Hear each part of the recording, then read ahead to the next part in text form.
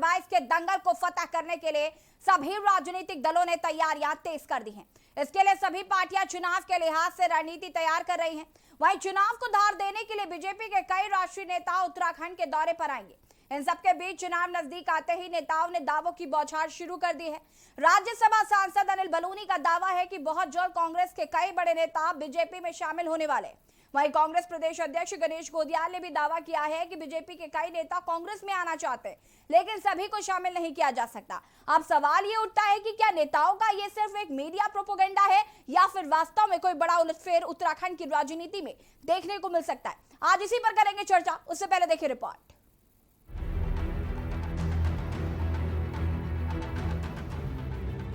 उत्तराखंड में जैसे जैसे 2022 का बैटल करीब आ रहा है, वैसे वैसे राज्य में बगावत को लेकर सियासी गलियारे में हल्ला तेज हो रहा है। एक निर्दलीय और कांग्रेसी एमएलए अपने पाले में कर बीजेपी ने बढ़त जरूर बना ली है, तो कांग्रेस ने भी कुछ जगहों पर छोटे मोटे भाजपाई कार्यकर्ता और नेता अपने साथ जोड़े हैं।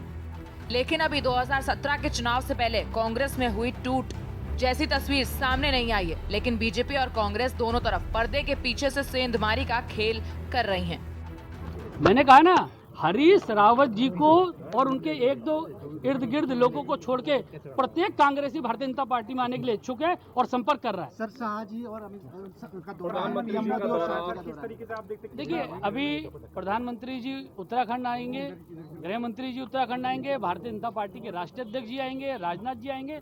सभी लोग आके उत्तराखंड में उत्तराखंड के लोगों के साथ मिलेंगे, मिलते भी रहते हैं और अपनी बात भी रखेंगे। ठीक है कि हमारे संपर्क में बहुत से लोग हैं, लेकिन हमने कहा कि जितने भी लोग हमारे संपर्क में हैं भारतीय जनता पार्टी के, उनमें से ये जरूरी नहीं है कि हम सब को कांग्रेस में शामिल करें। हमारे कांग्रेस के जो ऐसे कार्यकर्ता हैं, ऐसे पदाधिकारी हैं जो पिछले 5 सालों से भारतीय जनता पार्टी के खिलाफ, उनकी कुनीतियों के खिलाफ और उस क्षेत्र की जनता के सुख और दुख में हमेशा 5 साल तक उनके साथ खड़े रहे, तो उनके हितों को भी देखा जाएगा, उनके हितों के साथ भी समझौता नहीं किया जाएगा। अगर कहीं पर ऐसी आवश्यकता है तो हमारे संपर्क में है और निश्चित रूप में इस 15 दिन के बाद आपको कुछ नया देखने को मिलेगा। तो सुना आपने, दोनों ही नेता किसी बड़ी उलटफेर का दावा कर रहे हैं। हालांकि ये तो वक्त बताएगा कि किसके दावे सच्चे और किसके झूठे हैं। खैर, इन दावों के बीच उत्तराखंड में चुनावी तैयारियों को धार देने के लिए जल्द ही बीजेपी के कई राष्ट्रीय नेता उत्तराखंड का दौरा करेंगे। राज्यसभा सांसद अनिल बलूनी ने बताया कि जल्द ही प्रधानमंत्री नरेंद्र मोदी, केंद्रीय गृह मंत्री अमित शाह, भाजपा के राष्ट्रीय अध्यक्ष जेपी नड्डा, केंद्रीय रक्षा मंत्री राजनाथ सिंह जल्द उत्तराखंड के दौरे पर आएंगे। वहीं कांग्रेस प्रदेश संगठन महामंत्री मथुरा दत्त जोशी का कहना है कि भाजपा के नेता आए, उनका स्वागत है, लेकिन ये भी बताएं कि डबल इंजन से उत्तराखंड को क्या मिला। देखिए, चुनाव की तैयारी हम लोग कर रहे हैं। हम लोग कोई तैयारी कम नहीं रखने वाले। हमारी पूरी तैयारियां चल रही हैं। भारतीय जनता पार्टी की सरकार पुनः बने, उसके लिए हम कोई कोर कसर में नहीं छोड़ने वाले और हम पूरी तरह से कंफर्टेबल भी हैं। आप देखिए, आज कांग्रेस के अंदर अगर हरीश रावत जी और एक आध व्यक्ति को छोड़ दिया जाए तो सारे लोग भारतीय जनता पार्टी में आने के लिए ललायित है। हमको तो हाउसफुल का वोट लगाना पड़ रहा है। हम कह रहे भाई इतना नहीं ले पाएंगे, लेकिन हरीश रावत जी और उनके एक दो नजदीकी लोगों को छोड़ के प्रत्येक व्यक्ति भारतीय जनता पार्टी में आने के लिए उत्सुक है। प्रधानमंत्री जी आ रहे हैं, अच्छी बात है, स्वागत है, लेकिन उत्तराखंड के लिए कुछ लाएं। उन्होंने कहा था कि नारा दिया था कि अटल जी ने बनाया है, मोदी जी संवारेंगे, और कितना उत्तराखंड संवारा है आपके सामने है। बेरोजगारी में क्या आलम है, किसान आत्महत्या कर रहा है, व्यापारी भाजपा के कार्यालय में आत्महत्या कर रहा है। कुछ नई चीज दें। और हमारे यहाँ जो ग्रीन बोनस की बात करें, जो योजना आयोग पास करके गया था, मनमोहन सिंह जी ने पास किया था, 1200 करोड़ रुपया प्रतिवर्ष हमको सहायता मिलनी थी, उसमें हमको सहायता करें। और 2022 में जो 5 से 6 हज़ार करोड़ हमको जो जीएसटी से हमको बेनिफिट मिल रहा है, वो सहायता मिली, वो बंद होने जा रही है। सरकार उसकी तरफ भी ध्यान दे, केंद्र सरकार दे। प्रधानमंत्री जी, हम उम्मीद करते हैं कि इन मांगों पर विचार करेंगे और कुछ न कुछ इसमें हमारे लिए सुविधा या घोषणा हमारे लिए करेंगे। कुल मिलाकर चुनाव से पहले नेताओं के दावे और वादे होना कोई नई बात नहीं है, लेकिन ये दावे हवाई हैं या सिर्फ चुनावी स्टंट, ये तो वक्त ही बताएगा। लेकिन इन सब के बीच बीजेपी के तमाम राष्ट्रीय नेताओं के दौरे से ये तो साफ है कि बीजेपी पूरी तरह से चुनावी मोड में आ गई है। देहरादून से के न्यूज इंडिया के लिए अंकित काला की रिपोर्ट।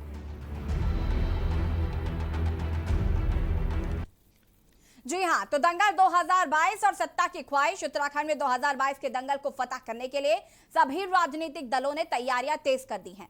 भाजपा में दावा किया जा रहा है कि जल्द ही प्रधानमंत्री नरेंद्र मोदी उत्तराखंड आने वाले हैं और बीजेपी राष्ट्रीय अध्यक्ष जेपी नड्डा जी भी आने वाले हैं, गृह मंत्री अमित शाह भी आने वाले हैं।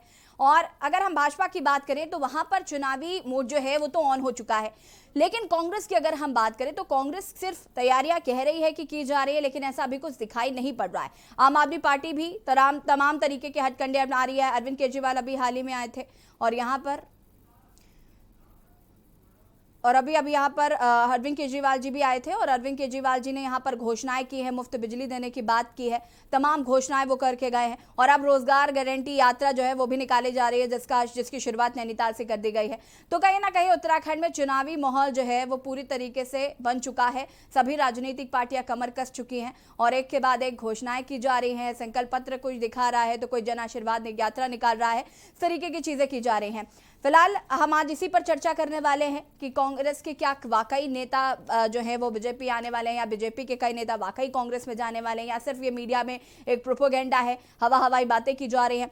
हमारे साथ गीता रावत जी जो कि भाजपा नेता है वो जुड़ चुकी हैं, हमारे साथ दीप वोरा जी कांग्रेस प्रवक्ता जुड़ चुके हैं, हमारे साथ संजीव भट्ट जी आम आदमी पार्टी से जुड़ चुके हैं और योगेश कुमार जी जो कि वरिष्ठ पत्रकार हैं, उनको भी हम जोड़ेंगे। आप सभी का बहुत बहुत स्वागत है सबसे पहले तो। और दीप वोरा जी, सबसे पहले शुरुआत मैं आपसे ही करूंगी, चूंकि लगातार दावे वादे किए जा रहे हैं, बातें की जा रही हैं, चुनावी मूड जो है वो पूरी तरीके से देखने को मिल रहा है। भाजपा पूरी तैयारियों का दावा कर रही है, कहा जा रहा है कि कांग्रेस के कई नेता जो हैं वो भाजपा में जल्द ही शामिल होने वाले हैं। देखिए बलूनी जी, अनिल बलूनी जी, ये मुझे लगता है सेकंड शार्प शूटर बन के आए हैं जी। 2017 पे मध्य प्रदेश के आए थे एक नेता जेट प्लेन लेके। अब मुझे लगता है ये एक हाउसफुल का बोर्ड लेके आए हैं एक शोमैन की तरह, लेकिन इन्हें ये नहीं पता कि अच्छे जो शोमैन जो होते हैं बाद में फ्लॉप शो भी साबित होते हैं। तो अनिल बलूनी जी भी एक टाइम पे बिल्कुल फ्लॉप शो साबित होंगे। क्या कारण है भाई? अब भाजपा में लीडर नहीं बचे क्या जो आप कटोरा लेके खड़े हो जाते हैं कांग्रेसियों के पास कि ये ले लो और आ जाओ? बलूनी जी आप बताइए ना, क्या कारण है? आप पे नेता नहीं रहे या कार्यकर्ता है सिर्फ? मेरी आपको आवाज मिल रही है मेरी मैम? जी जी दीप वोरा जी, आप अपनी बात को पूरा करिए, फिर मैं आपसे ये भी बताती हूँ कि किस तरीके से गणेश गोदियाल जी भी ये दावा कर रहे हैं कि भाजपा के जो नेता हैं वो शामिल हो रहे हैं। तो क्या आप भी कटोरा लेकर खड़े हैं? नहीं, हम तो कटोरा लेके नहीं खड़े हैं। कांग्रेस पार्टी ये काम करती ही नहीं। इनको चाहिए, ये कहते हैं कि कांग्रेस मुक्त भारत करेंगे, तो कांग्रेस युक्त भाजपा क्यों कर रहे? भैया कांग्रेस के नेता ही तो कांग्रेस हैं, वही तो खेत जोतते हैं। तो ये किसको लल्लू बना रहे हैं, उल्लू बना रहे हैं? ये सीधा सीधा जनता पे कुठाराघात कर रहे हैं। एक तरफ इनके बड़े नेता जो वन मैन आर्मी है मोदी जी, ये मोदी जी की भाजपा है, वो कहते हैं कांग्रेस मुक्त कर दूंगा, लेकिन जो कांग्रेस के नेता है उनको लेने के लिए माला डली रहती है। चाहे अपना 30-40 साल का कार्यकर्ता पत्थर उठाता रहो, उसको नहीं देना, उसको नहीं देना। तो इनका कार्यकर्ता भी जाग रहा है, एक दिन इनका घड़ा फूटेगा तब इनको पता लगेगा। आप प्रश्न पूछ रही थी माननीय गोदियाल जी के लिए, आप मेरे से पूछ सकती हैं। जी बिल्कुल दीप वोरा जी, सवाल वही है कि गोदियाल जी ने भी तुरंत उनका बयान सामने आया कि भाजपा के जो नेता हैं वो भी कांग्रेस में आना चाहते हैं। निश्चित तौर पे दल बदल आज नेता करते हैं। अगर इनके खांटी आरएसएस के नेता रायपुर से और कई सैकड़ों युवक एबीवीपी के वो हमारी पार्टी में आए, हमने उनको मना नहीं किया। हमने ये नहीं कहा कि तुम्हें टिकट दे देंगे, मंत्री बना देंगे। कांग्रेस पे आस्था व्यक्त करी, हम तो विपक्ष में हैं, हमारे पास तो अभी कुछ देने को है नहीं, वो आ गए। लेकिन ये लोगों ने तो धंधा बना लिया है। ये जहां जाते हैं देखते हैं कांग्रेस मजबूत हो रही है तो अपनी बी टीम भेजते हैं और उसके बाद ये काम शुरू कर देते हैं ये लोग। अरे भैया, तुम पे नेता नहीं बचे तो सीधा ही कांग्रेस को कह दो, या कांग्रेस को कह दो सरकारें चला ले। या अनिल बलूनी जी, कभी हम प्रवक्ताओं से सीधी डिबेट कर ले, बड़े नेताओं से ये बयानबाजी करते रहते हैं, जरा हमारी सुन लेंगे तो उनके कान भी खुल जाएंगे किसी दिन। गीता जी हमारे साथ लगातार जुड़े हुए हैं भाजपा से। गीता जी, क्या कुछ कहना है आपको अनिल बलूनी के बयान को लेकर कि कांग्रेस के जो नेता हैं वो भाजपा में आना चाहते हैं? गणेश गोदियाल कह रहे हैं कि भाजपा के नेता कांग्रेस में जाना चाहते हैं। मतलब आप अपनी ही पार्टी के लोगों को खुश नहीं कर पा रहे हैं और एक दूसरे की पार्टी में दल बदल यहाँ कार्यक्रम चल रहा है। देखिए मैडम, कांग्रेस या अन्य दलों के लोग कुछ भी बोलते रहें, हमें कोई फर्क नहीं पड़ता है। मेरा कहना यह है कि आपकी पार्टी के लोग छोड़ के आ क्यों रहे हैं? भारतीय जनता पार्टी में कुछ तो बात होगी जिसकी वजह से ये सब लोग यहाँ पे छोड़ के आ रहे हैं। आपको भी पता है कि भारतीय जनता पार्टी विश्व की सबसे बड़ी पार्टी है, सरकार अच्छा काम करती है, माननीय मोदी जी अच्छा काम कर रहे हैं, तभी तो लोग आते हैं। उस घर में कुछ कमियां तो रही होगी जो यहाँ आने के लिए इतने आतुर हो रखे हैं। और हम लोग हैं, हमारा खुदा बढ़ता है, हमारा परिवार बढ़ता है, तो स्वागत है सबका। आइए, हम तो कांग्रेस मुक्त भारत करेंगे, पहले कांग्रेस मुक्त उत्तराखंड कर देंगे। गीता जी, हाउसफुल का बोर्ड लगा लिया आपने, कहाँ से आएंगे लोग? हाउसफुल का बोर्ड आपको लगाना पड़ रहा है। नहीं मैडम, स्वागत है, सबका स्वागत है। जो इस विचारधारा से, जो भारतीय जनता पार्टी की विचारधारा, हिंदुत्व की विचारधारा, सबको साथ लेने की विचारधारा से चलते हैं, उन लोगों को अगर हमारी पार्टी में आना है तो उनका बिल्कुल स्वागत, सबका स्वागत है। यहाँ किसी स्वार्थ के लिए मत आइए, यहाँ पे निर्माण के लिए आइए, अच्छे कार्यों के लिए आइए। जी, संजय भट्ट जी भी हमारे साथ लगातार जुड़े हैं और बता दें कि वरिष्ठ पत्रकार योगेश जी भी जुड़ चुके हैं। योगेश जी, बहुत बहुत स्वागत है आपका। संजय जी, पहले मैं आपके पास ही आऊंगी और आपसे जानना चाहूंगी, ये जो कांग्रेस और भाजपा का खेल चल रहा है, दल बदल नेता, तोड़फोड़ की राजनीति, तमाम मुद्दे बातें कही जा रही हैं। हालांकि जिस तरीके से कहा जा रहा है कि इनके नेता कांग्रेस में जा रहे हैं, कांग्रेस के नेता भाजपा में जा रहे हैं, तो कहीं ना कहीं इसको आप किस तरीके से देखते हैं? देखिए, सीधी सी बात है कि कांग्रेस के अभी एक विधायक राजकुमार जी तो चले ही गए भारतीय जनता पार्टी में। एक निर्दलीय विधायक जो हरीश रावत सरकार में मंत्री थे, कैबिनेट मंत्री, वो भी चले गए हैं। तो ये साफ दिखाता है कि कांग्रेस अपना कुनबा संभाल नहीं पा रही है। कांग्रेस को वोट अगर जनता देती है तो उसका विधायक बिक जाता है। ये सिर्फ उत्तराखंड की बात नहीं है, आज की बात नहीं है। उत्तराखंड में 2016-17 में भी यही हुआ और पूरे देश में के लगभग दर्जनों राज्यों में यह हो गया कि लोगों ने सरकार बना दी कांग्रेस की। कांग्रेस के विधायक मध्य प्रदेश का देखिए, आप पांडिचेरी का देखिए, आप गोवा का देखिए, आप दूसरे राज्यों का देखिए, कांग्रेस के विधायक बिककर भारतीय जनता पार्टी के पास चले जाते हैं। तो इसलिए जनता भी आज समझ चुकी है कि कांग्रेस को वोट देने से अच्छा तो बीजेपी को वोट देते हैं। इसलिए अब उत्तराखंड में जो आज की परिस्थिति है, उसमें जो उत्तराखंड में जो आज की परिस्थिति है, उसमें सीधा सा बात हो गई है कि भाजपा और आम आदमी पार्टी की लड़ाई है, कांग्रेस कहीं नहीं है, कांग्रेस खत्म हो चुकी है स्वतः। जी संजय जी। योगेश जी, मैं आपसे जानना चाहूंगी और मैं चाहूंगी कि आप इसको एनालिसिस करिए जरा, कि जिस तरीके से कांग्रेस की तरफ से कहा जा रहा है, गणेश गोदिया जी कह रहे हैं कि भाजपा के जो नेता है वो कांग्रेस में आना चाहते हैं। अगर हम बात करें अनिल बलूनी जी की, तो वो ये कह रहे हैं कि प्रीतम सिंह को और गणेश गोदिया जी को और हरीश रावत जी को अगर हटा दिया जाए तो बाकी सारे के सारे जो है वो भाजपा में आना चाहते हैं, हमको हाउसफुल का बोर्ड लगाना पड़ रहा है। तो ये चुनावी प्रोपेगेंडा है, हवाई बातें हैं, और इससे जनता का क्या लाभ है? ये बातें करने का क्या मतलब बनता है? हालांकि कांग्रेस में क्या चल रहा है ये तो हम देख ही रहे हैं, चाहे वो हम पंजाब की बात कर लें, राजस्थान में भी खबर आ रही है कि वहां पर भी मुख्यमंत्री परिवर्तन की मांग जोरों पर उठ रही है। तो कहीं ना कहीं अंदरूनी कलह काफी देखने को मिल रही है कांग्रेस में। देखिए, कांग्रेस में जो इनफाइटिंग है ये कोई नई बात नहीं है, it's a very old phenomena. और चुनाव से पहले बीजेपी हो चाहे कांग्रेस हो, कई सारे लोग इधर से उधर होते हैं। ये भी एक चुनावी फिनोमेना है, मेरा जितना पॉलिटिकल समझ है। लेकिन अभी जो इम्पोर्टेंट बात है वो ये है कि अनिल बलूनी जो कि बड़े शीर्ष नेता हैं और कई सारे मतलब इम्पोर्टेंट पोजीशंस वो रखते हैं आज की डेट में जी। उनका ये कहना है कि पूरी की पूरी कांग्रेस जो है वो यहाँ आने के लिए ललायत है और हमने मजबूरी में आके हाउसफुल का बोर्ड लगाया है। ये मेरा मानना है कि ये एक साइकोलॉजिकल वॉर गेम का एक नॉर्मल एक स्ट्रैटेजी है। और गणेश गोदियाल का कहना कि 15 दिन रुकिए, उसके बाद देखिए क्या होता है।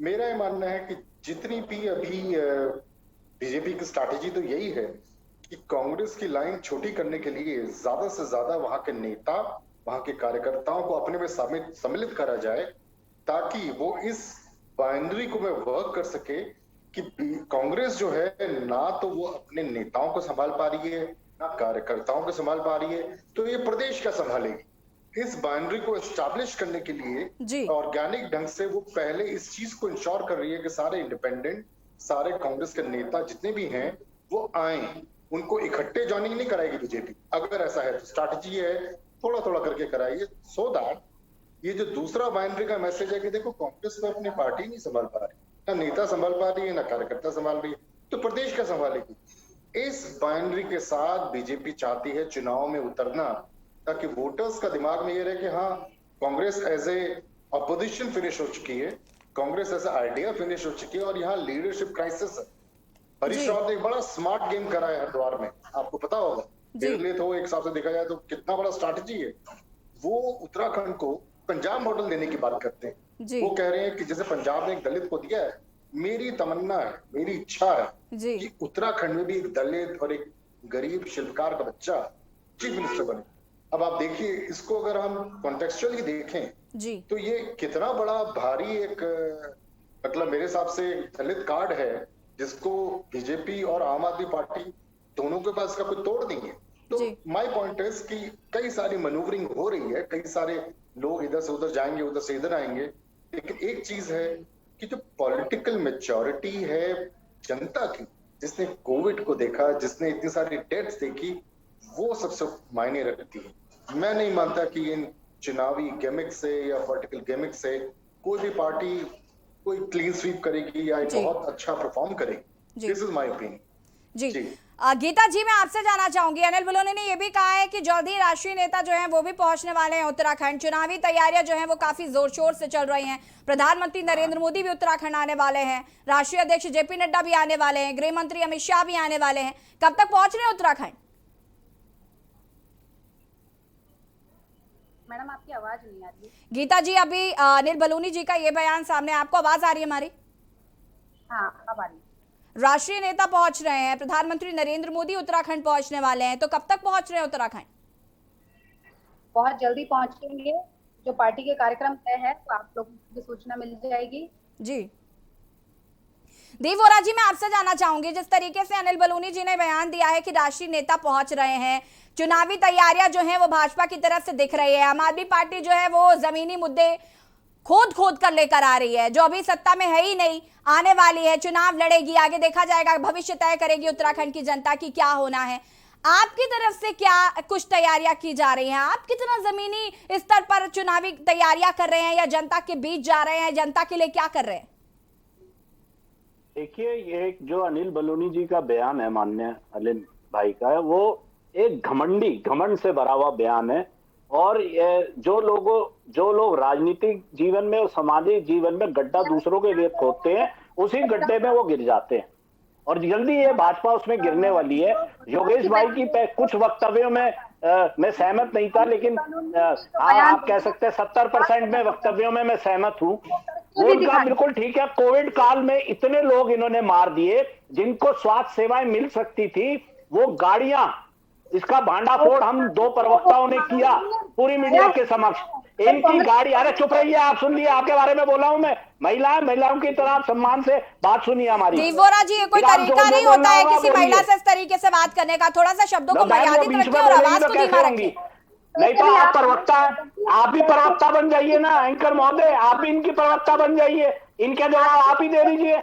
हमें क्या बुलाया फिर आपने? देवोरा जी, एक मिनट, आप ही इनकी प्रवक्ता बन जाइए का क्या मतलब होता है? मतलब अगर आप बदतमीजी करेंगे तो मैं आपको टोकू भी नहीं। ऐसा मैंने क्या बोल दिया? मीडिया जरा सा भी फेवर कर दे तो बस भाजपा की प्रवक्ता बनाने में तुल जाते हैं आप सबके सब। ये इसीलिए आपके लोगों पे यही उंगली उठती है कि आप बीच में रोक-टोक ज्यादा करते हैं, अपनी बात ज्यादा कराते हैं, हमारी कम सुनते हैं। गीता जी, एक मिनट, देवोरा जी, मैं आपको बता देना चाहती हूँ कि हम एक हफ्ते से लगातार मैडम, एंकर मैडम, आपके चिल्लाने से मेरे को कोई फर्क नहीं पड़ने वाला। अगर आप टोका-टोकी करनी है तो आप इनका वक्तव्य सुनिए। गीता जी भी झुठला रहे हैं। गीता जी, आप देवोरा जी को शांति से सुन लीजिए। देवोरा जी, अपनी बात को पूरा करिए अब आप। मेरा ये कहना है मैम, कोविड काल में जो पार्टी फर्जी टेस्टिंग करा सकती है, फर्जी लोगों को बताती है, हरिद्वार में लाके जो इन्होंने घोटाला किया है कि हमने इनके टेस्ट करा दिए, लेकिन वो लोग वहां मौजूद नहीं थे, क्या जनता उस पार्टी को वोट देगी? 57 क्या, तुम्हारे 65 भी आ जाते, अब इन्हें वोट नहीं मिलने वाला। देवस्थानम बोर्ड में पंडा समाज आज भी सड़क पे है, उनके हाथ पे लॉलीपॉप इन्होंने थमा दिया। हमने कहा है हमारी सरकार आएगी, हम तुरंत इस बोर्ड को बंद करेंगे। ये गुल्ली डंडे का खेल खेल रहे हैं। तीसरी बात आ जाती है बेरोजगारी की। इनके मुख्यमंत्री साहब कहते हैं हम बात काम करेंगे, काम ज्यादा करेंगे। जब से आए हैं ट्रांसफर पॉलिसी में लगे हुए हैं, ट्रांसफर से पैसा कमा रहे हैं, चाहे उधम सिंह नगर हो, चाहे ये हरिद्वार जिला हो। आज क्यों यशपाल आर्य जी के पास इनको जाना पड़ा मुख्यमंत्री जी को? क्योंकि यशपाल आर्य जी उधम सिंह नगर का प्रतिनिधित्व करते हैं, वहां के कैबिनेट मंत्री हैं। वो नाराज हो गए कि आप मेरे से बिना पूछे सबकी पोस्टिंग कर रहे हैं। ये तो इनका हाल है। हमने कहा 22,000 भर्तियां हम भरेंगे। इन्होंने अभी तक मुख्यमंत्री जी चौथा मुख्यमंत्री दिया, आप उनसे पूछिए उन्होंने कितनी भर्ती भरी। हम इन चीजों में लड़ाई लड़ेंगे, हम युवाओं की बेरोजगारी में लड़ाई लड़ेंगे। पलायन आयोग इन्होंने गठित किया, उस पलायन आयोग का इनका पलायन हो गया। तभी मीडिया ने पूछा कि वो पलायन आयोग का है, कभी इनके ऑफिस में जाइए, वहां पे इनका पीए या कंप्यूटर सिस्टम भी इनको मिलेगा। अगर मिलेगा तो बहुत अच्छी बात है, लेकिन कितना पलायन रुका वो आप इनसे पूछिए। अब ये हमारी बहन जो है प्रवक्ता जवाब दे सकती है। गीता जी, क्या कुछ कहना है अब आपको? जी मैडम। जी, क्या कुछ जवाब देना है आपको दीप वोरा जी को? हाँ जी, मैं बोरा जी को ये जवाब देना चाहती हूँ, बल्कि बोरा जी को क्या, जितने भी लोग सुन रहे हैं, आप बार बार भारतीय जनता पार्टी पे आरोप लगा रहे हैं। मैं तो यही कहूंगी, पहले आप अपने घर का हाल देख लीजिए। अरे सरकार में आप हैं, आप अपनी देखिए, मेरी दीप ना वोरा जी, देखिए। अब गीता जी को सुन लीजिए। आप एक नेता प्रतिपक्ष चुनने में तो इतने दिन लगा दिए थे आप लोगों ने, और आज आप बोल रहे हैं कि यहाँ हो रहा वहाँ हो रहा है। क्या यशपाल आर्य जी ने आपसे आके कोई बात कही है कि वो नाराज चल रहे हैं? भारतीय जनता पार्टी, माननीय मुख्यमंत्री जी जितना बोलते हैं उतना ही काम करते हैं। दुनिया भर की घोषणाएं इन्होंने, इनके पूर्व मुख्यमंत्री जी ने की थी, जो आज तक धरातल पर नहीं उतरी है। लेकिन भारतीय जनता पार्टी की सरकार ने उन घोषणाओं को पूरा करने का संकल्प लिया है। आप लोगों को भी पता है, घोषणा से जमीन पे उतरने का सफर भी थोड़ा लंबा होता है, अधिकारियों से भी काम कराने होते हैं। कोविड काल चला है, उस बीच में भी, उसके बावजूद भी उत्तराखंड में जितनी सेवाएं दे सकते, जितनी कोशिश कर सकते हैं, सभी लोगों ने कोशिश की है। सरकार अपना भरपूर काम कर रही है। दूसरी बात, आपको सिर्फ आरोप लगाने के अलावा तो कुछ आता नहीं है। आप लगे हुए हैं, पहले अपने घर के अंदर देखिए कि आपके घर के अंदर 3 नेता है और तीनों की आपस में नहीं बनती। 3 नेता है, तीनों की आपस में नहीं बनती। और ये कहा अनिल बलूनी जी ने कि एक को छोड़ के बाकी सब आने वाले हैं, इसलिए हमें हाउसफुल का बोर्ड लगाना पड़ेगा। इसलिए अपने घर को संभालिए, कांग्रेस को बचाइए। भाजपा की चिंता करना छोड़ दीजिए। आप लोग, भारतीय जनता पार्टी एक एक व्यक्ति को जोड़ के यहाँ तक पहुंची है, लोगों का विश्वास कमाया है, और उस विश्वास की बदौलत आज भारतीय जनता पार्टी विश्व की नंबर 1 पार्टी है। क्यों आपके लोग छोड़ के हमारी पार्टी में आ रहे हैं? इसलिए आ रहे हैं क्योंकि उनको भरोसा है कि उनका भविष्य भारतीय जनता पार्टी में, आप में नहीं है। आप लोग आपस के झगड़े सुलझाते रहिए। पंजाब के हाल देख लीजिए, या अन्य राज्यों में जहां आपकी सरकार है। आप उत्तराखंड में कोविड कोरोना रोते रहते हैं, जहां पे आपकी सरकारें थी वहां पे क्या हुआ? वहां की जवाबदेही क्या किसी की नहीं है? आप लोगों की कोई जवाबदेही नहीं वहां पर, लेकिन आपको सिर्फ उत्तराखंड को कोसना है। जो काम करता है उसको कोसना है। माननीय हमारी सरकार है, हम मुख्यमंत्री जी बदले, देखिए यहाँ लास्ट में बैठे हुए व्यक्ति को भी हम फ्रंट की सीट पे बैठा सकते हैं। ये सिर्फ भारतीय जनता पार्टी कर सकती है, आप लोग नहीं कर सकते हैं, क्योंकि आप लोगों में तो पीछे वाले को कभी बारी आएगी नहीं, क्योंकि वो जो ऊपर बैठे हुए ना, एक ही परिवार, वो परिवार कभी छोड़ के जाएगा नहीं। और आप लोग भी वहीं बैठे रहेंगे, जैसे आप प्रवक्ता बने ना दीप वोरा जी, यहीं बैठे रहेंगे, क्योंकि ना राहुल गांधी की मम्मी जी कोई नहीं छोड़ेंगे। और इसलिए आपकी पार्टी का पतन शुरू हो रखा है, इसलिए अन्य लोग काबिज हो रहे हैं। तो चलिए गीता जी, ये बात, एक मिनट, ये बात तो हो गई आपकी, ये बात तो हो गई यहाँ पर कि ये जो यहाँ से बयान आए हैं कि नेता आ रहे हैं यहाँ पर कांग्रेस में, भाजपा से जा रहे हैं कांग्रेस में, इस तरीके की बयानबाजी तो हो गई। अब जरा चुनावों की बात कर लेते हैं, जो तैयारियां चल रही हैं। आप जरा मुझे ये बताइए, जो मुख्यमंत्री पुष्कर सिंह धामी ने अभी हाल ही में घोषणाएं की थी, वो कितनी पूरी हो चुकी है? देवस्थानम बोर्ड को लेकर कितना आप अभी एक कुछ निर्णय ले पाए हैं? लोगों को सिर्फ वहां पर आप टहला रहे हैं, कमेटी बना दी गई, हालांकि उसका अभी ठीक तरीके से कोई निष्कर्ष नहीं निकला। 4 धाम यात्रा की अगर हम बात करें तो वहां पर भी हमने देखा है कि किस तरीके से प्रॉब्लम्स हो रही हैं, जो यात्री पहुंच रहे हैं उनको तमाम दिक्कतों का सामना करना पड़ रहा है। इस तरीके की व्यवस्थाएं करवा रहे हैं आप? मैडम, सभी व्यवस्थाएं चुस्त दुरुस्त होंगी। ये सिर्फ आप कह रही हैं गीता जी। बहुत सारे इसी मंच पर और इसी डिबेट में, इसी कार्यक्रम में पिछले 1 हफ्ते से देवस्थानम बोर्ड, 4 धाम यात्रा, लगातार हम डिबेट कर रहे हैं, और 4 धाम यात्रा शुरू हुई तो तमाम दिक्कतें शुरू हो गई। देखिए, 4 धाम यात्रा शुरू, जो दिक्कतें होगी उसका निवारण भी सरकार कर रही है, उसका निवारण भी सरकार करे। जहाँ तक देवस्थानम बोर्ड की बात है, उसका पुरोहितों से बात करके जो समिति गठित की गई है, उनके जो पुरोहित है हमारे, उनसे बातचीत करके जो भी इसमें निष्कर्ष निकलेगा, सरकार इसमें पूरी तरह कार्रवाई करेगी। चलिए, संजय जी हमारे साथ लगातार जुड़े हुए हैं। संजय जी, मैं आपसे जानना चाहूंगी, आपके पास मैं आऊंगी, चर्चा को आगे बढ़ाएंगे। बीजेपी के शीर्ष नेताओं के उत्तराखंड दौरे हो सकते हैं, इस पर भी अनिल बलूनी जी ने बयान दिया है। हम आज चर्चा कर रहे हैं कि उत्तराखंड में 2022 में चुनाव होने, हर किसी की सत्ता को पाने की ख्वाहिश है, लेकिन जनता को तय करना है कि किसके सर सजेगा ताज। चर्चा इसी पर। फिलहाल वक्त हो गया छोटे से ब्रेक का, जल्द हाजिर होते हैं।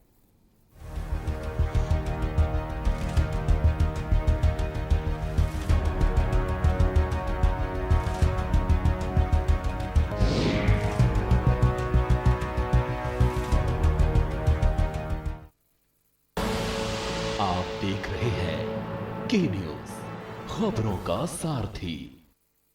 पर ये दिल है कि चख रहा है उन्हीं अल्फाजों का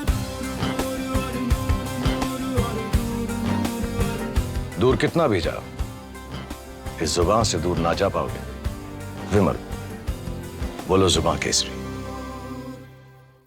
हमारे साथ में भारतीय जनता पार्टी के सहकारिता मंत्री मुकुट बिहारी वर्मा जी हैं। कहा यह जा रहा कि महाराष्ट्र में शरद पवार का पूरा कब्जा है सहकारिता पर। सहकारिता आंदोलन है, जो जुड़ जाते हैं उनका लगाव हो जाता है। आपने ऐसी व्यवस्था बनाई, ऐसा कानून बनाया कि वो परिवार ही उखड़ गया पूरा। प्रधानमंत्री जी का नारा था किसानों की आय दोगुनी कर दी जाएगी 2022 तक।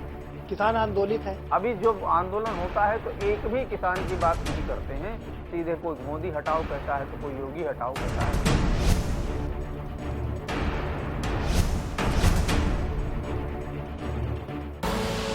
आप देख रहे हैं के न्यूज, खबरों का सारथी।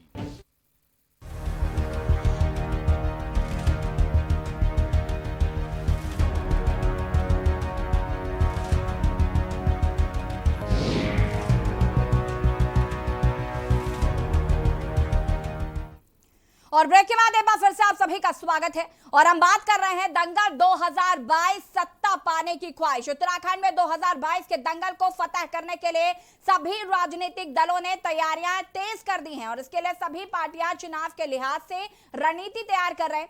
वहीं चुनाव को धार देने के लिए बीजेपी के कई राष्ट्रीय नेता उत्तराखंड के दौरे पर आएंगे और इन सब के बीच चुनाव नजदीक आते ही नेताओं ने दावों की बौछार करनी भी शुरू कर दी है। राज्यसभा सांसद अनिल बलूनी का दावा है कि बहुत जल्द कांग्रेस के कई बड़े नेता भाजपा में शामिल हो सकते हैं। वहीं कांग्रेस प्रदेश अध्यक्ष गणेश गोदियाल जी ने भी दावा किया है कि बीजेपी के कई नेता कांग्रेस में शामिल हो सकते हैं, लेकिन सभी को शामिल नहीं किया जा सकता।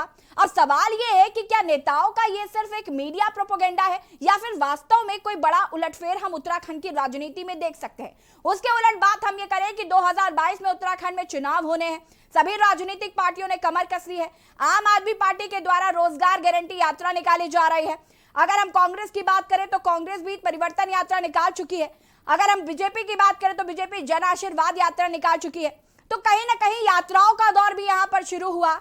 यहाँ पर नेता भी जो है वो एक पार्टी छोड़कर दूसरी पार्टी पर जा रहे हैं। आम आदमी पार्टी अपना परचम यहाँ पर बुलंद करना चाहती है तो वो भी कहीं ना कहीं बिजली मुफ्त दे रही है और दिल्ली मॉडल को उत्तराखंड मॉडल से जोड़ रही है। तो ये तमाम चीजें हम इसी पर चर्चा कर रहे हैं। हमारे साथ मेहमान जुड़े हुए हैं। संजय भट्ट जी हमारे साथ आम आदमी पार्टी से जुड़े हुए हैं। सबसे पहले संजय जी के पास ही चलेंगे। संजय जी, आपसे जानना चाहती हूं मैं, लगातार ये जिक्र होता है कि उत्तराखंड की जो दिशा दशा है वो काफी विपरीत है दिल्ली की दिशा दशा से। क्या ये बात आपको समझ नहीं आ रही या फिर आप सिर्फ बिजली मुफ्त देकर ही उत्तराखंड का दिल जीतना चाहते हैं? रोजगार गारंटी यात्रा आप निकाल रहे हैं, क्या ये कौन सी यात्रा है? इसमें कैसे रोजगार मिलेगा जनता को? क्या इसको लेकर कुछ रणनीति है आपके पास? जी देखिए, सबसे बड़ी बात तो ये है, सबसे पहले जो आपने कहा कि दिल्ली की और उत्तराखंड की दशा दिशा अलग है। सच में ये जो हमारा भौगोलिक क्षेत्र है उत्तराखंड का और दिल्ली का, दोनों का बहुत फर्क है, इसमें कोई दो राय नहीं है। लेकिन उत्तराखंड बने हुए 21 साल होने को हैं। 21 साल में उत्तराखंड की हालत में सुधार क्या हुआ, देखने वाली बात यह है। आज भी माताएं बहनें प्रसव के दौरान 15 किलोमीटर, 20 किलोमीटर, 50 किलोमीटर डंडी कंडी पर, कंधे पर लेकर आना पड़ता है सड़क तक। उसके बाद कहीं जाकर सड़क पर पहुंचते हैं, उसके बाद कहीं लेके जाते हैं तो हॉस्पिटल, छोटा सा हॉस्पिटल में पहुंच पाते हैं, उसके बाद रेफर किया जाता है। तब तक पता चलता है कई माताओं बहनों की, जच्चा बच्चा की मृत्यु हो जाती है। ऐसा ही बीमारों के साथ होता है। आखिर 21 साल में पलायन क्यों नहीं रुका?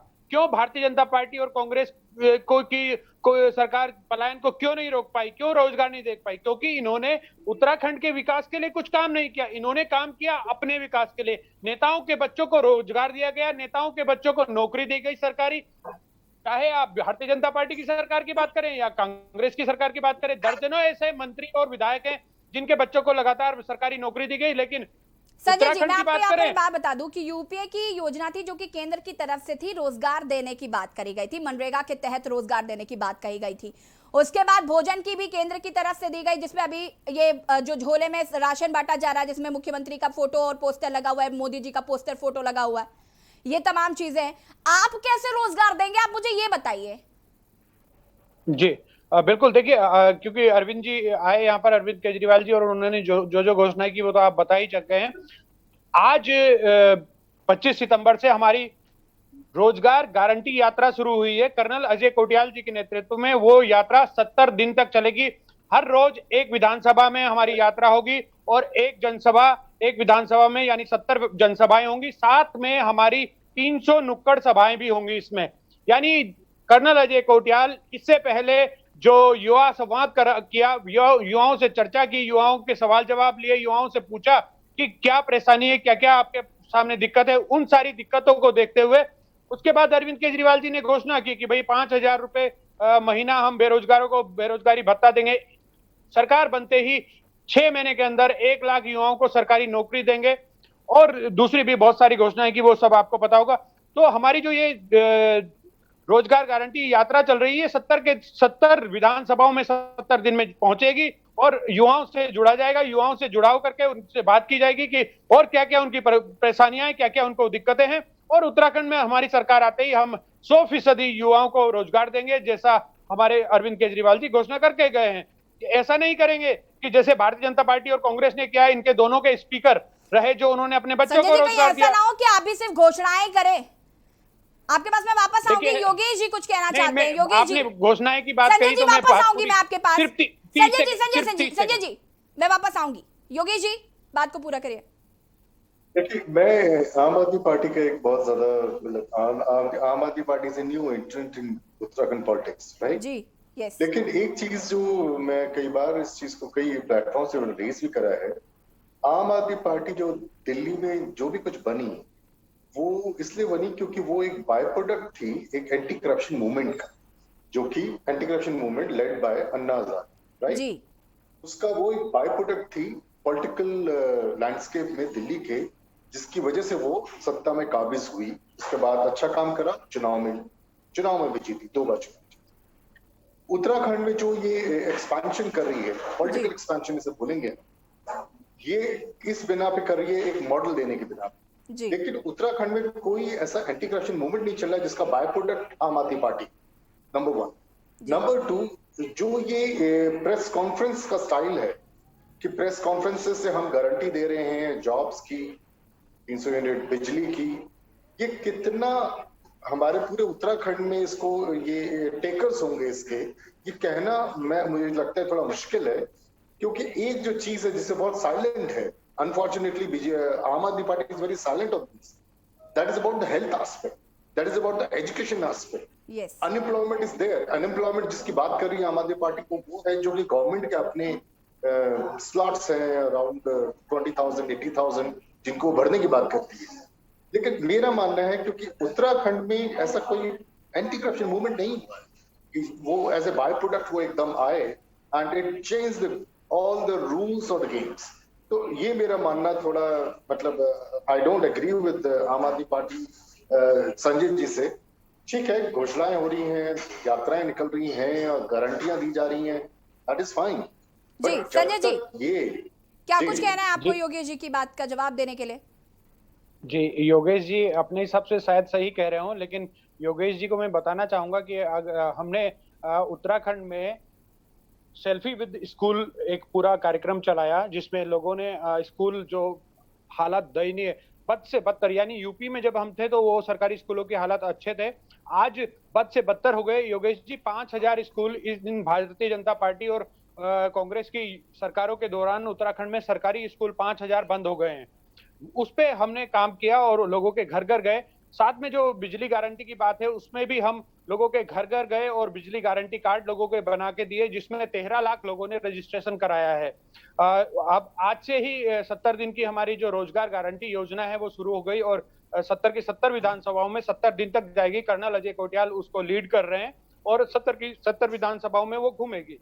तो ये कहना कि हम यहाँ पर स्टैंड नहीं करते हैं या हमारी प्रेजेंस इतनी नहीं रहेगी, ये वक्त, क्योंकि जो उत्तराखंड की जनता रही है वो हमेशा ये चाहती थी कि ये सरकार जाए और हमेशा उत्तराखंड की जनता ने चाहा ये जो सरकार है वो जाए। जब पहली कांग्रेस की सरकार आई तो उत्तराखंड की जनता ने उसे उखाड़ फेंका और भारतीय जनता पार्टी की सरकार ले आई। भारतीय जनता पार्टी की सरकार आई तो उसे उखाड़ फेंका और कांग्रेस के ले आई। कांग्रेस की सरकार आई तो उसे उखाड़ फेंका और बीजेपी की सरकार ले आई। तो उत्तराखंड की जनता चाहती थी कि उन्हें कोई ना कोई विकल्प मिले, और लेकिन उन्हें विकल्प नहीं मिल रहा था और इनके भ्रष्टाचार से वो इतने ज्यादा तंग थे कांग्रेस और भारतीय जनता पार्टी के। कांग्रेस की पहली सरकार पे भाजपा ने आरोप लगाया 56 घोटाले किए। जब फिर भाजपा की सरकार आई तो कांग्रेस ने आरोप लगाया कि 65 घोटाले किए। ढेंचा बीज घोटाले का प्रकरण तो आप सब लोगों के सामने है, जिसमें भाजपा के ही मंत्री कह रहे हैं कि हरक सिंह रावत जी की ढेंचा बीज घोटाले में हरीश रावत जी ने त्रिवेंद्र रावत जी को बचाया, यानी निर्दोष साबित कर दिया जबकि वो दोषी थे। तो इन लोगों ने यही काम किया है कि अपने घर भरते रहे, घोटाले करते रहे। आज बड़े बड़े होटल, बड़े बड़े जी। योगेश जी को भी सुन लीजिए। योगेश जी क्या कुछ कहना है?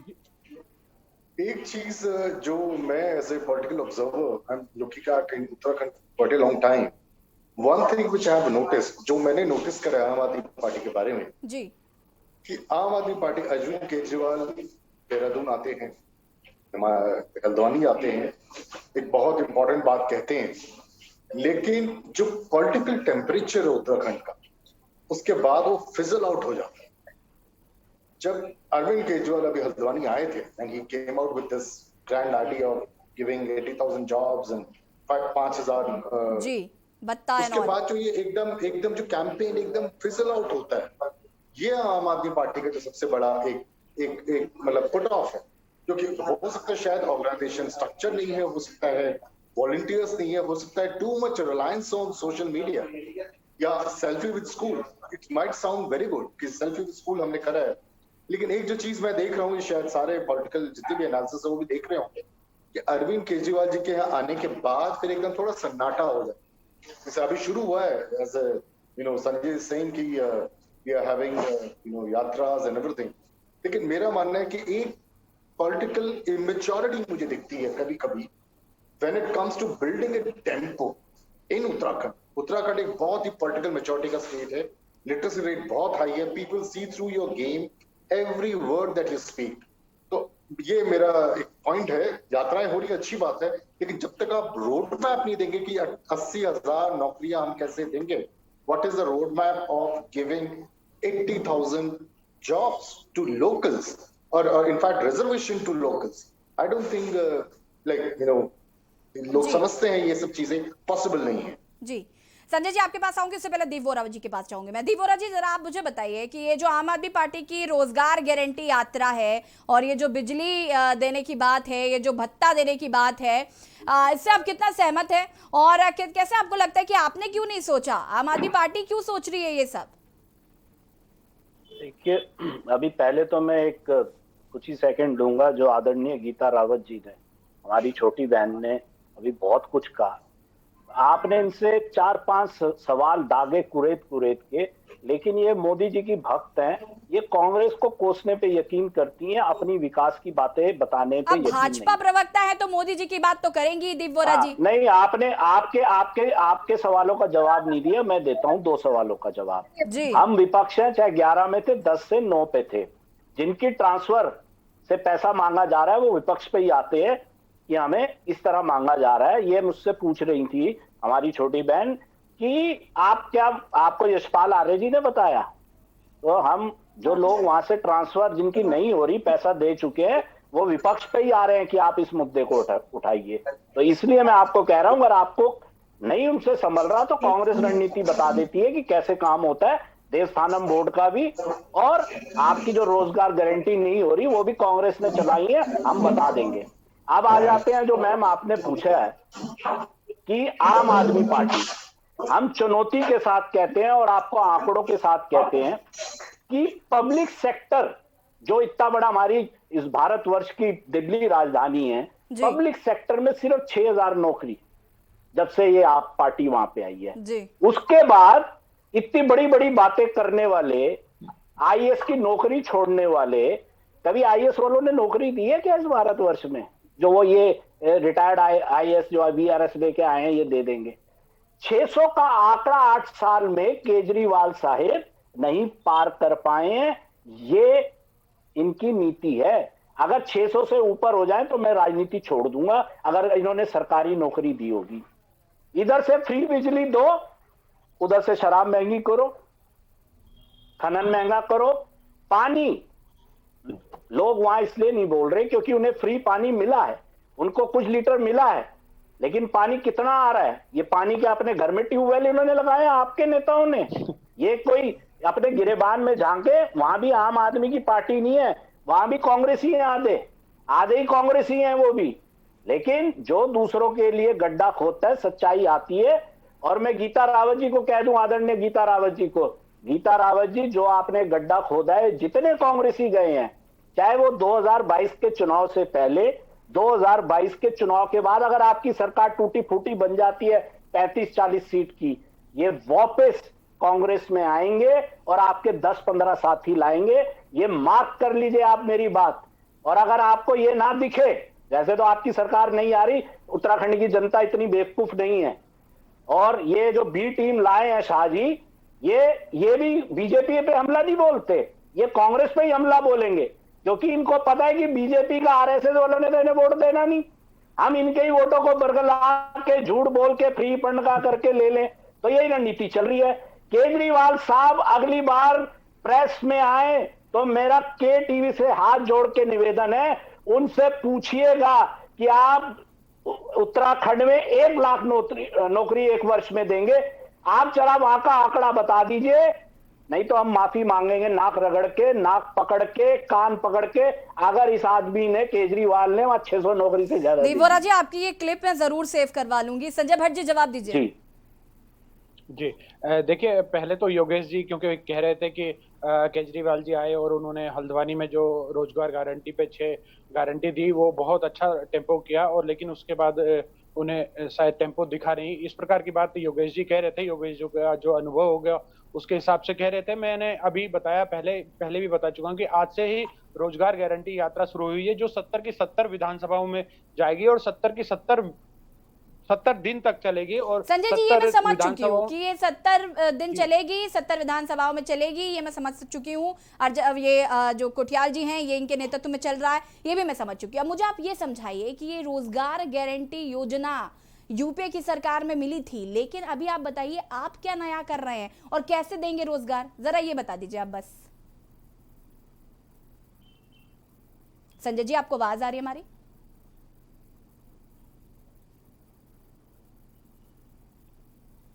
लगता है संजय जी तक हमारी आवाज नहीं पहुंच पा रही है। गीता जी, क्या कुछ जवाब देना है आपको दीप वोरा जी की बातों का? जी मैडम, जरूर।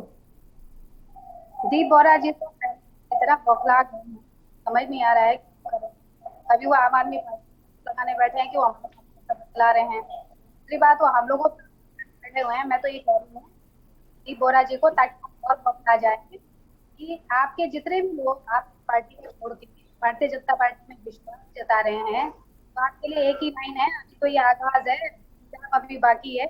इसलिए आप भी इधर आ जाइए, क्योंकि आपको पता है ना आपके पास मुद्दे हैं, ना आपके पास नेता है, ना आपके पास विजन है, ना आपके पास कोई बचा है। गीता जी, आपके पास घोषणाएं हैं, आप मुझे ये बताइए कि ये घोषणाएं जो आपने दी हैं, ये कब पूरी होंगी?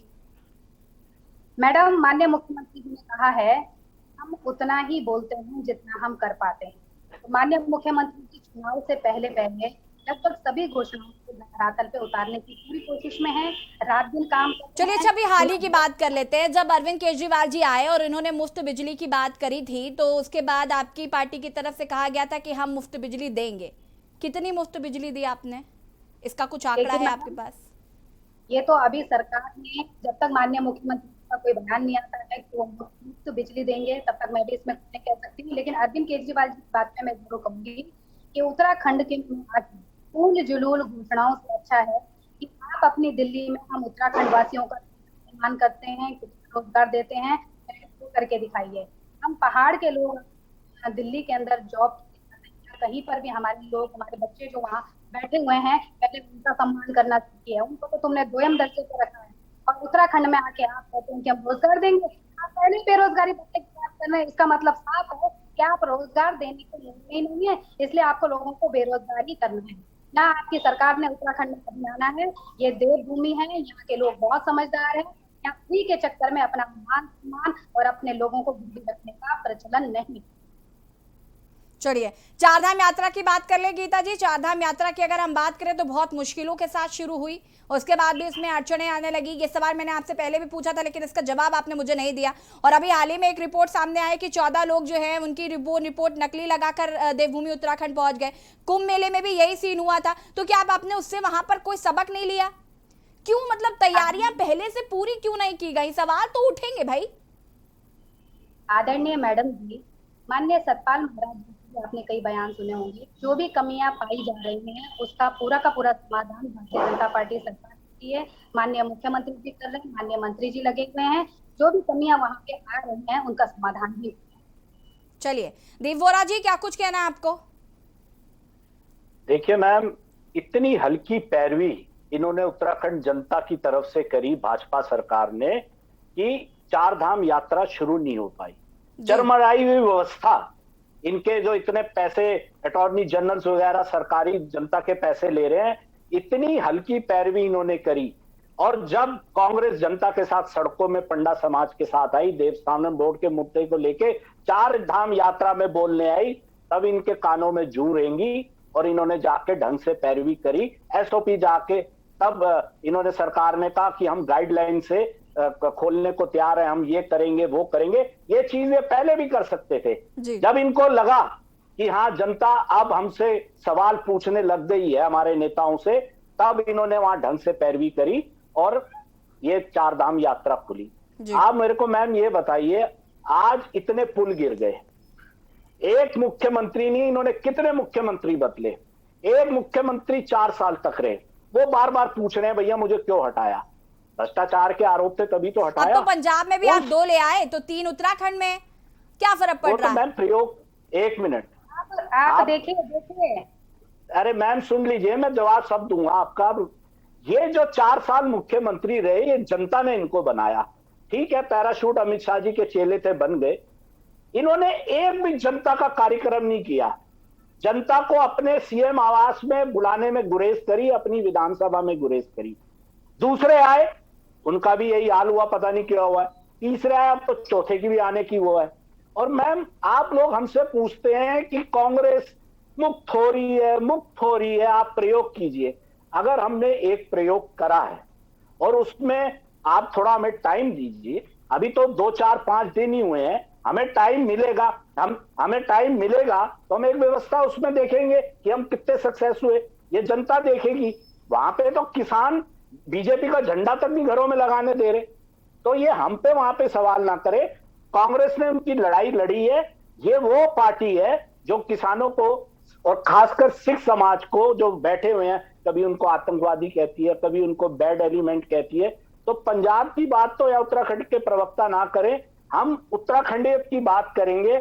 इस बार चुनाव हम उत्तराखंडियत वर्सेस केंद्र सरकार लड़ेंगे, क्योंकि केंद्र सरकार के प्रधानमंत्री जी आते हैं, इनके गृह मंत्री जी आते हैं, वो अपने नेताओं के लिए वोट मांगते हैं, बड़ी बड़ी बात करते हैं कि हम ये दे देंगे, ट्रिपल इंजन, डबल इंजन, ये हो जाएगा, वो हो जाएगा। कुछ नहीं हुआ। आज त्राईमाम कर रहा है। आप एक हॉस्पिटल नहीं खड़ा कर पाए, टेम्परेरी हॉस्पिटल नहीं खड़ा कर पाए। आप देखिए, टेम्परेरी हॉस्पिटल अभी तक नहीं खड़ा हुआ। आपके सिलेंडर स्वास्थ्य विभाग में इंजेक्शन तक वहां पे सड़ रहे हैं। डॉक्टर्स कहाँ हैं? अब आपने सवाल, त्रिवेंद्र सिंह रावत जी ने कहा था 46 डॉक्टर आर्मी से आ रहे हैं। कहाँ आ रहे हैं, किधर आ रहे हैं? उसमें बड़ी बड़ी डिबेट्स हुई, किधर आए वो डॉक्टर्स? प्रदेश का मुख्यमंत्री बनूंगा। कौन बनेगा? हो सकते हैं कि अरे कौन बनेगा मैडम? ये जो मुख्यमंत्री बने हैं, इन्हें महाराष्ट्र के गवर्नर ने बनाया, उनके ओएसडी थे। इन्होंने ऐसा क्या काम कर लिया जो इन्हें बना दिया? पूरे वो खानदान को त्रिवेंद्र जी थे, वो 2 बार के विधायक थे, वो अमित शाह जी के अधीन थे, उनको बना दिया। उधर निशंक जी ने तीरथ जी को बना दिया, क्योंकि त्रिवेंद्र जी को हटाना था। पिछले कार्यकर्ता को कर ले, उनको कर ले। क्यों कांग्रेस के पैराशूट से आ रहे हैं क्या, या भगवान ईश्वर भेज रहे हैं उन्हें? कौन से आपके नियमों में कमी है? क्या काम करे आपने उत्तराखंड में? यदि आपने काम सारी योजनाएं हमारी हैं, सारी योजनाएं हमारी हैं। छोड़ आज जो मनरेगा की योजना है ना, जो कॉलर चढ़ा चढ़ा के सहदेव सिंह कुंडीर और आपके हरिद्वार के युतीश्वर जी और संजय गुप्ता, वो जो मजदूरों को पैसा देते हैं ना, वो कॉलर उठा के वो कांग्रेस की देन है। आपकी कोई देन नहीं है, आपकी कोई देन नहीं है, आपकी झूठी देन है। पिक्चरें बनाओ, कांग्रेस के नेताओं की पिक्चरें बनाओ, और ये जो बुलूनी जी हाउसफुल बोल रहे हैं और उनकी मजाक उड़ा के वोट लो। अभी कमला हैरिस ने अमेरिका में बोला, मोदी जी के सामने बोला कि ये वो देश है जहाँ पे लोकतंत्र खतरे में है। अभी भी जू नहीं रेंग रही आप लोगों के कानों में। उन बातों का समाधान करती है आप क्या? कमला हैरिस जी ने क्या बोला? भारतीय मूल की उपराष्ट्रपति ने क्या बोला मोदी जी को कि आप जैसे लोगों की वजह से लोकतंत्र खतरे में है। तो आप हिंदू क्या करा आपने हिंदुओं के लिए? हिंदुओं की पार्टी आप, मैं हिंदू हूं, मेरे लिए क्या करा इस पार्टी ने? इस पार्टी ने क्या करा? मैं हिंदू हूँ, सूर्यवंशी हिंदू, मेरे लिए क्या करा भाजपा ने? रिपीट कर रही है दोबारा, इसलिए जनता में विश्वास जगाइए, जनता में नेताओं को संभालिए। क्या वो मशीनें अपने घर में रख लिया आप लोगों ने? आप खुद दबाओगे क्या उसे? चलिए गीता जी और दीप वोरा जी, तो जनता तय करे कि 2022 में आप दोनों ने क्या किया है। फिलहाल आप सभी का बहुत बहुत शुक्रिया हमसे जुड़ने के लिए और चर्चा में शामिल होने के लिए। और आज हम बात करें बीजेपी के शीर्ष नेताओं में, जिस तरीके से कहा है कि उत्तराखंड में जल्द ही वो आने वाले हैं। दंगल 2022 जो है वो जल्द ही शुरू होने वाला है। सत्ता की ख्वाहिश हर राजनीतिक पार्टी कर रही है, लेकिन जनता किसे चुनेगी ये देखना होगा। फिलहाल देवभूमि के दंगल में इतना ही। देखते रहिए के न्यूज़ इंडिया। नमस्कार।